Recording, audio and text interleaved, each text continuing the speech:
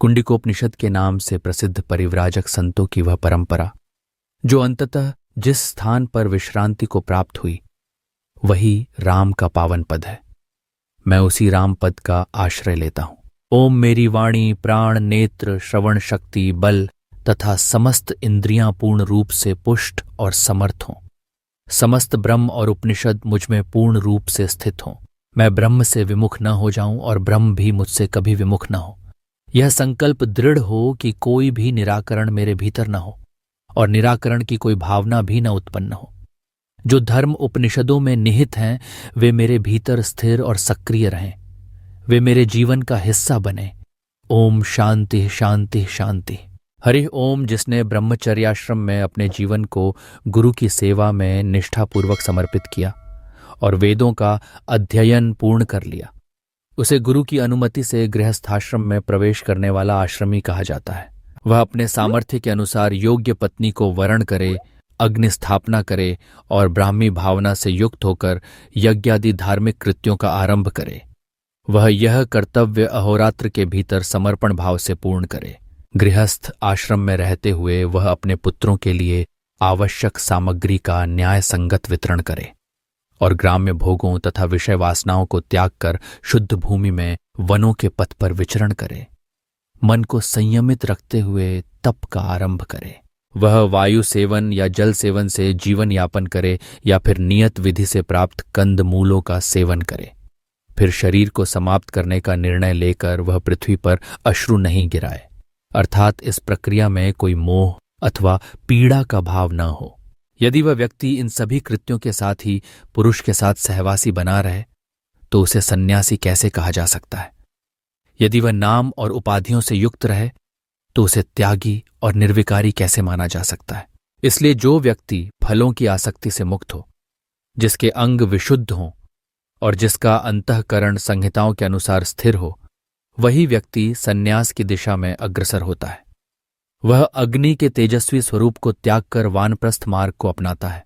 जो व्यक्ति लोकाचार का पालन करते हुए पत्नी के साथ संलग्न रहकर वन की ओर जाता है और स्वयं को संयमित करता है, किंतु यदि वह संसार के सुखों को त्यागे बिना ही संन्यास करता है तो वह केवल भ्रम में ही जीवन व्यतीत करता है। उसका वह प्रयास व्यर्थ हो जाता है। यदि कोई व्यक्ति संसार के भोगों को इसलिए त्यागता है क्योंकि वह केवल दुख को स्मरण कर रहा है या गर्भवास के भय से आतंकित है अथवा शीत और उष्णता के द्वंद्व से विचलित है, तो ऐसा त्याग सन्यास के सच्चे स्वरूप से कोसों दूर है। जो यह कहता है कि मैं अब गुह्य साधन में प्रवेश करना चाहता हूं, उस परम पद को पाना चाहता हूं जो समस्त कष्टों से परे है, वही वास्तव में सन्यास का अधिकारी होता है। वह जब अग्नि का त्याग करता है तब उसके लिए पुनर्जन्म का चक्र समाप्त हो जाता है, क्योंकि वह जन्म और मृत्यु के कारणों से ऊपर उठ जाता है। इसके पश्चात वह आत्मज्ञान के मंत्रों का जप करे, दीक्षा प्राप्त करे और गेरुआ वस्त्र धारण करे।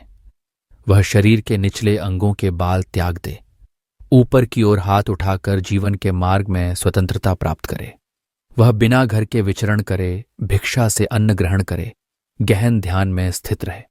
वह पवित्रता की भावना से पूरित हो और प्राणियों की रक्षा के लिए शुद्ध वस्त्र धारण करे। इसके लिए भी श्लोकों में यह कहा गया है कि कुंडिका, चमक, शिक्य, त्रिविष्टप नामक दंड, पादुकाएं, शीत से बचाने वाली जर्जर कंथा और कौपीन, यही वस्त्र और उपकरण यति के लिए उपयुक्त हैं। वह स्नान के लिए शाटी वस्त्र और एक उत्तर वस्त्र भी रखे, परंतु इसके अतिरिक्त जो भी वस्तु हो उसका त्याग कर दे। सन्यासी को आवश्यकता से अधिक वस्त्र या सामान नहीं रखना चाहिए। वह नदी के किनारे की रेत पर विश्राम करे और देवस्थलों के समीप बाहरी स्थानों पर रहे। वह अपने शरीर को अत्यधिक सुख या दुख से ना तपाए, बल्कि मध्य मार्ग का पालन करे। स्नान, जलपान तथा शौच आदि कार्यों को शुद्ध जल से संपन्न करे। यदि कोई उसकी प्रशंसा करे तो वह प्रसन्न न हो, और यदि कोई उसकी निंदा करे तो वह क्रोध या शाप न दे। भिक्षा से प्राप्त दाल, पात्र और स्नान के लिए जल ही उसके जीवन के मुख्य साधन हो। इस प्रकार जीवन निर्वाह करते हुए वह अपने इंद्रियों को संयमित रखे और निरंतर जप में रत रहे। वह ज्ञानी पुरुष इस बात का चिंतन करे कि यह संपूर्ण विश्व वस्तुतः एकता के सूत्र में बंधा हुआ है। आकाश से वायु उत्पन्न होती है, वायु से अग्नि, अग्नि से जल, और जल से पृथ्वी की उत्पत्ति होती है। इन समस्त भौतिक तत्वों के मूल में ब्रह्म है। मैं उसी अजन्मा, अमर, अक्षर और अविनाशी ब्रह्म का आश्रय ग्रहण करता हूं। मुझ में जो अखंड आनंद का महासागर है, उसी में यह संपूर्ण विश्व विविध रूपों में उत्पन्न होकर विलीन हो जाता है। यह सब माया और चंचल वायु की गति के कारण उत्पन्न भ्रम ही है। मेरे इस देह से कोई वास्तविक संबंध नहीं है, जैसे आकाश का बादलों से कोई स्थायी संबंध नहीं होता। जब यह देह ही मेरी नहीं है, तो फिर जागरण, स्वप्न और सुषुप्ति की अवस्थाओं में जो भी धर्म या गुण दिखाई देते हैं, वे मेरे कैसे हो सकते हैं? मैं आकाश की भांति कल्पनाओं से परे हूं, जिसे किसी सीमा या दृश्य से बांधा नहीं जा सकता। जैसे सूर्य स्वयं प्रकाशी होता है और किसी अन्य से प्रकाशित नहीं होता, वैसे ही मैं अपने अस्तित्व में स्वतः पूर्ण हूं। मैं वैसा हूं जिसे कभी चुराया नहीं जा सकता। मैं नित्य और अचल हूं। जैसे सागर की कोई परत या किनारा नहीं होता, वैसे ही मैं भी पार रहित सर्वत्र व्यापक हूं। मैं नारायण हूं, वही जो नरक को नष्ट करने वाला है। मैं वह हूं जो त्रिपुर का संहार करता है। मैं ही पुरुष हूं, मैं ही ईश्वर हूं। मैं अखंड चेतना स्वरूप हूं, समस्त दृश्य और अदृश्य का साक्षी हूं। मैं किसी का स्वामी नहीं हूं, न मेरा कोई अहन शेष है और न ही ममता का कोई अंश बचा है। इस अभ्यास के माध्यम से जब प्राण और अपान वायु का संयम किया जाता है, तो आगे के श्लोक इस अभ्यास की विधि को स्पष्ट करते हैं। मनुष्य को अपने प्राण और अपान वायु के मध्य स्थान में, अर्थात मूलाधार के पास, दोनों हाथों को स्थिर करके आसन जमाना चाहिए। फिर वह जिह्वा को धीरे धीरे दांतों के बीच में यव के दाने जितना बाहर निकालकर टिकाए। नेत्रों की दृष्टि को माश के दाने जितनी छोटी बनाकर भुवन पर टिकाए और श्रवणेंद्रियों को स्थिर कर श्रोत्रों में स्थित करे। नासिका से उठती गंधों को केवल अनुभव करे, उनमें रमता नहीं। इसके पश्चात जो शैव पद है, वही ब्रह्म है और वही ब्रह्म ही परम लक्ष्य है। उस परम पद को केवल अभ्यास के माध्यम से ही प्राप्त किया जा सकता है, विशेषकर उन्हें जो पूर्व जन्म में आत्मा की साधना कर चुके हैं, जो वायुओं के ऊर्ध्वगमन द्वारा हृदय में सघन ऊष्मा और तप को उत्पन्न करते हैं। वही सच्चे तपस्वी कहलाते हैं। ये ऊर्जा शरीर की सीमाओं को भेदते हुए ऊपर उठती है और मस्तक को छेद कर अविनाशी पद में प्रवेश करती है। जो साधक अपने स्वयं के शरीर की मूर्धा को भेदकर परम गति को प्राप्त कर लेते हैं, वे फिर कभी इस संसार में लौट कर नहीं आते। वे वही ज्ञानी जन होते हैं जो परा और अपरा दोनों तत्वों का सम्यक रूप से बोध रखते हैं। वह परम तत्व जो साक्षी मात्र है, जिसे जानने के लिए अन्य किसी साधन की आवश्यकता नहीं, उस चेतना को न तो कोई साक्ष्य धर्म स्पर्श कर सकता है, न उसमें कोई विकार होता है।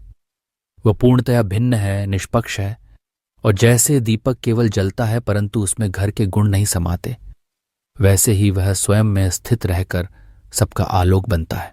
चाहे वह चेतना जल में हो या स्थल में, चाहे वह लुढ़क रही हो या स्थिर हो, वह चेतना जड़ तत्व के समान निष्क्रिय प्रतीत हो सकती है, परंतु वस्तुतः वह उन परिस्थितियों से लिप्त नहीं होती। जैसे घट के गुण आकाश को स्पर्श नहीं करते, वैसे ही शरीर के धर्म उस चेतना को नहीं स्पर्श कर सकते। मैं निष्क्रिय हूं, मुझ में कोई विकार नहीं है। मैं अविभाज्य हूं, मुझ में कोई रूप नहीं है। मैं निर्विकल्प हूं, सदा के लिए स्थित हूं, मेरा कोई आधार नहीं है। मैं अद्वैत हूं। मैं समस्त रूपों में स्थित हूं। मैं सब कुछ हूं, फिर भी समस्त से परे भी हूं। मैं अद्वैत हूं, केवल अखंड आत्मबोध हूं। मैं स्वस्वरूप में स्थित चिर आनंद हूं, निरंतर आनंद का अनुभव करने वाला हूं। जो साधक सर्वत्र अपने ही स्वरूप को देखता है और अद्वैत रूप में स्वयं को ही अनुभव करता है, वह अपने स्वानंद में निमग्न रहकर सभी विकल्पों से परे हो जाता है और केवल अस्तित्व मात्र रह जाता है। जो ज्ञानी आत्मा में ही रमण करता है, वह चाहे चलते हुए हो, खड़े हो, बैठा हो, लेटा हो या अन्य किसी भी अवस्था में हो, वह अपने स्वरूप में सदा स्थित रहता है और जैसे चाहे वैसे विचरण करता है। इसी के साथ कुंडिकोपनिषद का पावन उपदेश पूर्ण होता है। यदि इस दिव्य उपनिषद ज्ञान ने आपके हृदय को स्पर्श किया हो, तो कृपया इस ज्ञान की ज्योति को आगे बढ़ाएं। इस वीडियो को लाइक करें, अपने आत्मीयजनों के साथ शेयर करें और हमारे चैनल को सब्सक्राइब करना न भूलें, ताकि आप भविष्य में भी इसी प्रकार के प्राचीन वेदांत ज्ञान, ऋषियों की अमर वाणी और आध्यात्मिक रहस्यों से जुड़े रहें।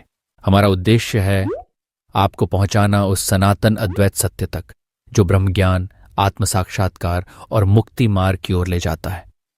तो जुड़े रहिए, आत्मचिंतन में डूबिए और इस आध्यात्मिक यात्रा को अपना जीवन बनाइए। अब चलते चलते स्मरण कर लें, यह शरीर नश्वर है पर आत्मा अखंड ब्रह्म है। जो स्वयं को जान गया उसने संपूर्ण ब्रह्मांड को जान लिया। श्रवण से साधना कीजिए, मनन से जीवन बदलिए और निष्ठा से आत्म साक्षात्कार को प्राप्त कीजिए। सत्य वही है जो अंत में भी बना रहे, और वह है आत्मा। वेदांत का संदेश यही है, तू ही ब्रह्म है। अब समय है जागने का, जानने का और जुड़ने का। ओम तत्सत।